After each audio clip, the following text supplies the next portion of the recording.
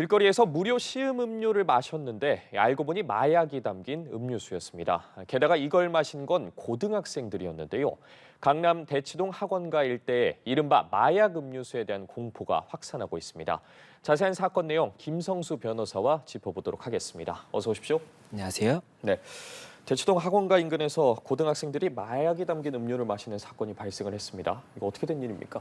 예, 사실관계를 좀 설명을 드리겠습니다. 그러니까 지난 3일, 그러니까 4월 3일이죠. 4월 3일 오후 6시경에 대치역 부근 그리고 강남구청역 부근에서 2인 1조로 이 남성, 여성 그리고 이렇게 해서 2인 1조로 그 음료수 시음회를 한다고 하면서 학생들에게 음료수를 나눠줍니다. 예. 그래서 학생들이 이게 시음을 하면 이제 이거 음료수를 구매하실지 부모님께 좀 여쭤보려고 하니까 부모님 연락처 좀 달라 이렇게 해서 부모님 연락처를 확보를 해요. 근데 그 장면까지는 뭐 크게 이상하지 않아 보였었는데 그 이후에 이제 경찰에 신고가 들어옵니다. 아이가 이 음료수를 마셨는데 몸이 이상하다고 한다. 이렇게 신고가 들어와요. 예. 그래서 경찰에서 확인을 해본 결과 이 병에서 마약 성분이 이제 검출이 된 거죠. 그렇다 보니까는 이제 이 2인 1조로 움직였던 이 남녀를 이제 쫓게 되었고 그중에 일단은 40대 여성, 대치역에서 나눠줬던 40대 여성이 5일 오전 1시 반에 이제 검거가 됐고 그 다음에 이 관련 뉴스를 들은 남성이 20대 남성이 이 대치역 쪽에 있던 남성인데 강남구청역 쪽에 있던 남성인데 이 남성이 이제 자진 출석을 오전 10시 30분에 합니다. 그렇게 하면서 지금 현재 이 어떠한 상황인지를 경찰에 수사를 하고 있고 이제 지금 이 파악을 하고 있다 이렇게 말씀드릴 수 있는 그런 소식입니다. 예, 이 일당이 건넨 음료수를 보면요, 유명 제약회사 상표까지 붙어 있다고 들었거든요. 예, 맞습니다. 저도 그 사진을 병 사진을 봤는데요. 예, 유명 제약사 상표가 이제 하단에 기재가 되어 있고 이 명칭은 메가 ADHD라고 되어 있고 그 위에는 기억력 상승, 집중력 강화라고 써 있습니다. 그렇다 보니까는 이 ADHD 관련 이런 약물이 집중력 향상 약물이라고 해서 조금 유통이 되는 걸로 알고 있거든요. 그런 것으로 이제 좀 학생들이 알고 조금 쉽게 섭취한 것이 아닌가 이런 예상이 되고 있는 상황입니다. 예, 물론 상표까지 붙은 음료긴 하지만 이 학생들이 아무 의심 없이 이 음료를 받아서 먹었다는 것도 약간 의아하긴 하거든요. 예, 맞습니다. 지금 말씀드렸던 것처럼 제가 이제 그 병을 봤습니다. 근데 병에 붙어 있는 표지 자체가 굉장히 조금 약간 어색하다고 해야 될까요? 그런 부분들이 있었는데 아무래도 학생들이 조금은 어른들보다는 경계나 이런 부분이 조금 낮을 수가 있고 또 이게 시음을 하라고 하면서 이렇게 앞에서 시음을 얘기를 하니까는 학생들이 조금 큰 부담 없이 마셨던 것이 아닌가 이런 생각이 들고 있고 그렇다 보니까는 이게 점점 더 이런 미성년자들을 상대로 하는 범죄들이 늘어날 수 있는 것이 아니냐 이런 염려가 될 수밖에 없는 상황인 것 같습니다. 예, 최근 뭐 학생들이 집중력 높여준다는 약이나 또 ADHD가 아닌데도 관련 약을 처방해서 복용하는 사례가 늘고 있거든요. 이 관련해서 약물 오남용에 대한 규제 이런 건 없는 겁니까? 예, 이게 지금 학원가에서 이 ADHD 약물이라고 해서 이 ADHD가 이 집중력이 조금 낮은 이런 장애를 의미를 하는 건데 이거에 대한 처방약이 있어요. 그 처방약이 이제 메틸페니데이트라고 하는 이 약물이 섞여 있는 것인데 이 메틸페니데이트가 뭐 이렇게 좀 마시면 ADHD가 조금은 나아진다라고 해서 처방을 하는데 이게 ADHD가 아닌 사람이 먹었을 때는 그러면 집중력이 올라가는 것이 아니냐 이런 이야기가 나오면서 이 메틸페니데이트가 이렇게 좀 성분이 함유돼 있는 이런 약들이 집중력 향상 약이라고 해서 좀 유통이 되고 있다고 그렇게 알고 있습니다. 근데 이거 약 자체가 일단은 향정신성 의약품 그러니까 마약류거든요. 그렇기 때문에 이거를 함부로 이렇게 투약을 하는 행위 자체가 일단은 마약류 관리법 위반에 의해서 처벌이 될 수 있는 행위고 그리고 이게 향정신성 의약품이기 때문에 결국에는 부작용이 굉장히 강할 수가 있어서 뭐 의존도가 높아진다든지 아니면 뭐 불면증, 우울증 이런 것들이 올 수가 있기 때문에 사실 이 부분 관련해서는 굉장히 조금 주의 깊게 살펴봐야 되는 부분이 아닌가 생각이 됩니다. 네, 대담 이어가기에 앞서 잠시 조금 전 들어온 소식 먼저 전해드리도록 하겠습니다. 네, 검찰총장이 강남 납치 살인 사건과 관련해서 전담 수사팀을 구성하라고 지시를 했습니다. 다시 한번 전해드리겠습니다. 이원석 검찰총장이 강남 납치 살인 사건과 관련해서 전담 수사팀을 구성하라고 지시를 했는데요. 자세한 내용 들어오는 대로 저희가 신속하게 다시 전해드리도록 하겠습니다. 대담 이어가 보도록 하죠. 다시 사건 내용으로 돌아와서요. 경찰 마약 음료에 대한 간이 시약 검사를 마쳤거든요.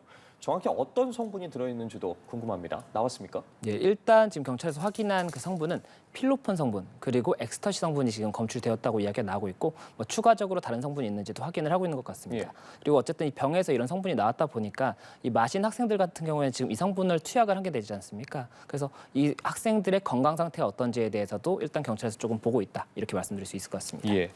음료를 마시는 학생들 건강도 좀 걱정이 됐는데 학생들 건강은 좀 괜찮습니까? 예, 말씀 주셨던 것처럼 지금 학생들의 건강이 조금 걱정이 되는 상황인데 예. 현재까지는 6건의 신고가 있었고 그 신고 과정에 있었던 학생들의 경우에는 아직까지는 뭐 어지럼증만 조금 호소한 정도, 이 정도이고 뭐 치명적인 건강상의 이상이 있는 그런 부분은 없는 것으로 나타나고 있는데 일단 현재 지금 이 소식이 알려진 게 얼마 되지 않다 보니까 경찰에서 지금 추가적으로 뭐 신고가 들어온 것이 있는지 그리고 또 추가 신고가 들어오는 것이 있는지 이런 걸 보고 있거든요. 그래서 그런 부분들에 대해서 조금 더 사실관계가 파악이 돼야 될 것으로 보이고 그리고 이게 어쨌든 마약류를 투약을 했던 것이기 때문에 그게 굉장히 극히 소량이라고 하더라도 뭐 중독성이 발생을 한다든지 아니면 추후에 뭐 몸에 좀 이상이 있을 수가 있어요. 그래서 그런 부분들에 대해서는 조금 신중한 관찰이 필요하다 이렇게 말씀드릴 수 있을 것 같습니다.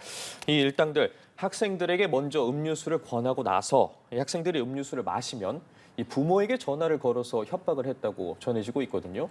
부모님 연락처는 어떻게 알았는지도 궁금해요. 예, 앞서 제가 사건 개요에서 잠깐 설명을 드렸었는데 일단은 학생들이 이걸 마시면 그 다음에 이걸 음료수를 사실지 부모님한테 한번 여쭤봐야 되니까 연락처를 달라 이렇게 이야기를 했다는 겁니다. 그리고 그때 당시에 이제 지나갔던 다른 학생들 같은 경우에는 음료수를 마시지 않으면은 연락처를 안 물어봤다고 해요. 그렇다 보니까는 아무래도 조금 범행 대상을 특정하기 위해서는 마신 학생들의 연락처가 필요한 거잖아요. 그래서 그렇게 좀 확보를 했던 것이 아닌가 생각을 하고 있고 이게 조금은 체계적이고 구체적인 범행이 좀 방법이 있었다 이렇게 이야기가 나올 수밖에 없는 것 같습니다. 그러면 이 일당이 구체적으로 제시한 돈의 금액 액수가 있는 겁니까? 학부모들의 그 증언 관련 증언 나온 게 있는지도 궁금하거든요.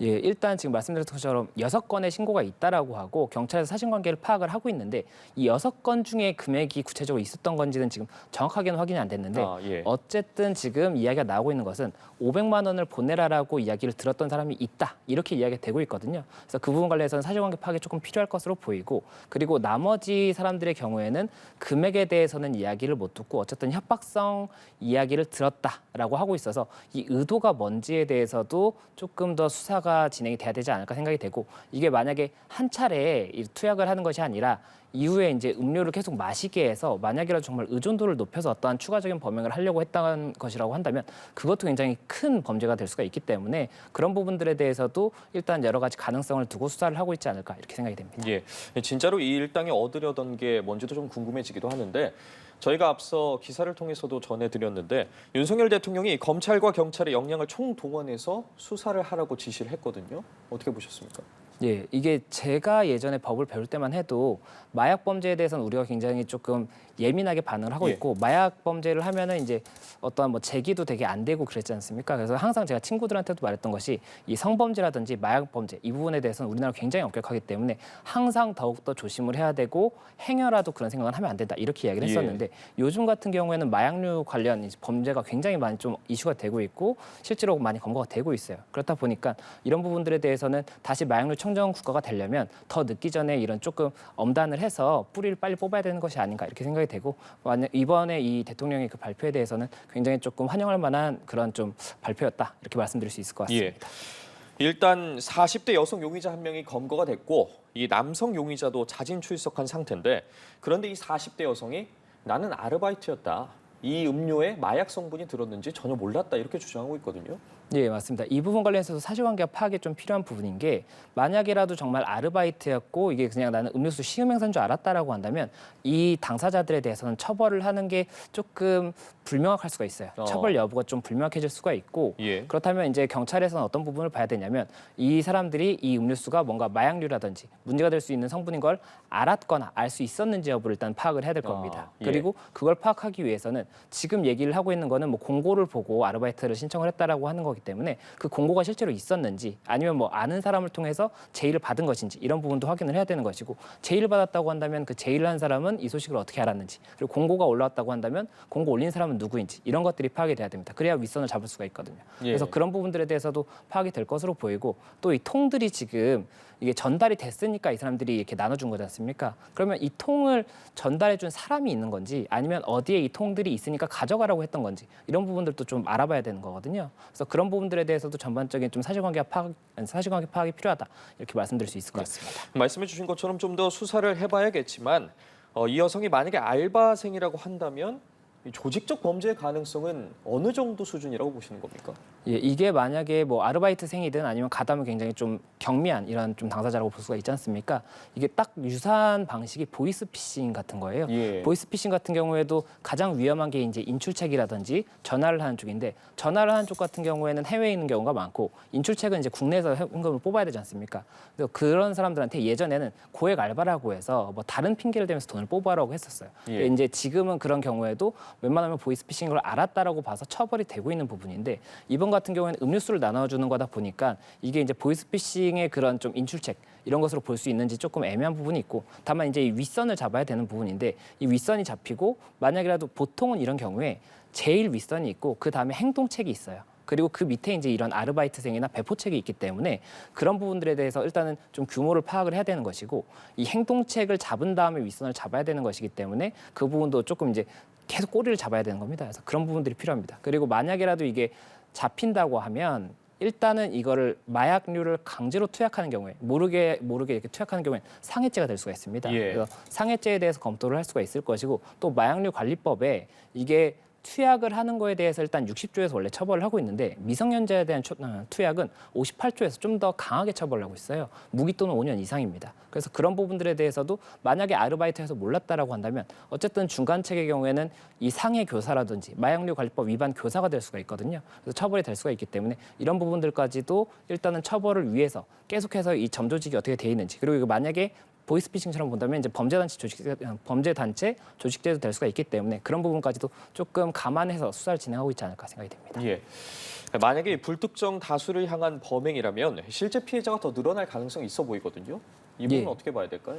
맞습니다. 이게 소식이 지금 어제 굉장히 좀 이슈가 되다 보니까 이제 그 소식을 보고 나도 이거를 뭐 제의를 받았다, 마시라고 제의를 받았다라고 하는 뭐 그런 학생들의 진술도 많이 나올 수가 있을 것이고 예. 실제로 마셨다라는 이제 또 그런 피해가 또 나올 수가 있어요. 그러면 그런 분들에 대해서도 일단은 파악을 하고 만약에 그래서 신체 이상이 있는지도 한 번 더 봐야 될 것이고 그리고 이분들에 대해서는 뭐 좀 더 구체적인 돈을 요구를 했다든지 지금 현재 돈을 보낸 사람은 없는 걸로 6건 중에는 없는 걸로 알려져 있는데 예. 돈을 보낸 사람이 있다라고 한다면 그 부분에 대해서도 처벌이 또 별도로 이제 죄명이 붙을 거거든요. 그래서 그런 부분들에 대해서도 일단은 계속해서 신고를 확보하고 있고 다른 지역에 신고가 이미 있었는지도 확보하고 있다. 이렇게 말씀드릴 수 있을 것 예. 같습니다. 사실 저희가 클럽 등에서 뭐 술에 몰래 마약을 탄 뒤 이 범죄를 저지르는 사건은 종종 봐왔습니다만 이 학원가에서 그것도 미성년자에게 마약을 먹었다? 상당히 충격적인 사실이지 않습니까? 학생들에게 이제 정말 아무도 믿지 말아라 이렇게 이야기를 해줘야 되는 건지 학부모들도 걱정이 많을 것 같거든요. 예, 아무래도 좀 조심을 해야 되지 않을까라고 생각이 드는 게 예전에 저희 부모님 세대 때 어떤 이야기가 있었냐면 기차에서 뭐 이야기를 놔두던 사람이 음료수를 줘서 마셨는데 뭐 수면제가 들어있어서 잠이 들어서 깨어보니 짐이 없어졌다 이런 이야기가 있었거든요. 예. 그리고 제가 그때 이제 당시 그 얘기를 들을 때는 에이 말도 안 돼 이렇게 이야기를 드렸었는데 실제 지금 그와 유사한 상황이 있었던 거지 않습니까? 그리고 이번 같은 경우에는 뭐 굉장히 좀 극미량이었기 때문에 문제가 없었던 것으로 보이지만 만약이라도 정말 준 음료가 마약류가 뭐 치사량이 들어있다든지 아니면 뭐 수면제여서 뭐 굉장히 좀 이게 몸이 뭐 인신이 구속될 수 있다든지 이렇게 된다면 더 큰일이 날 수가 있기 때문에 가급적이면 뭐 미성년자든 아니면 미성년자가 아니든 길에서 무언가를 나눠준다고 한다면 이거를 섭취하는 것에 대해서는 조금 고민을 해봐야 되는 것이고 섭취를 한다고 하더라도 거기서 섭취를 하기보다는 안전한 곳에 가서 섭취를 하는 것이 좋습니다. 예. 그리고 이 호의가 뭐 이런 음료나 이런 것이 아니라고 하더라도 어떠한 이런 호의 자체가 정말로 호의일 수도 있지만 아닐 수도 있기 때문에 항상 조금 경계하는 그런 자세가 필요하지 않나 생각이 되고